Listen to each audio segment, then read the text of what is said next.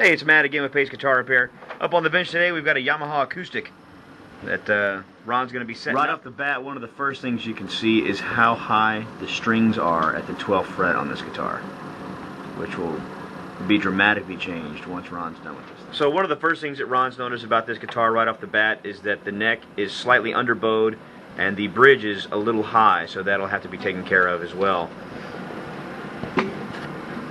We're going to be making a small truss rod adjustment here, and then Ron will remeasure the string height. You might not be able to hear me, but what we're doing right now is we're cutting that bridge down to where it's the right height for this Yamaha acoustic guitar. Doing a little more shaping of the bridge.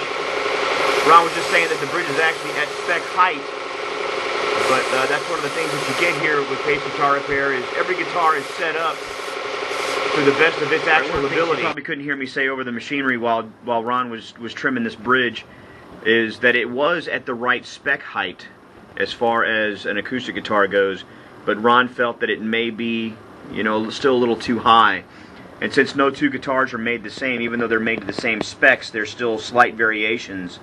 And that's kind of what you get here at Pace Guitar Repair, is you get the perfect setup for your guitar every time. This is one of the other things you'll get with the complete setup, is they'll polish the frets for you, make sure they're nice and shiny and free of dinge, which keeps your strings from moving as freely as they should.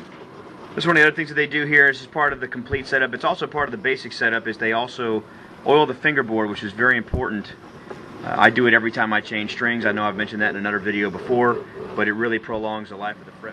One of the other things that's nice to point out is if you're unfamiliar with the string gauge that you're using, they have a way of measuring the gauge of each one of your strings, so they know whether you're playing like a 9 gauge or a 10 or 11 on your acoustic, as well as your electric guitars as well. Alright, so now the neck has been adjusted and the bridge is at the proper height, and the fretboard's been oiled and the frets have been dressed up a little bit, and the tuning machines have all been tightened down. That's a common issue as well.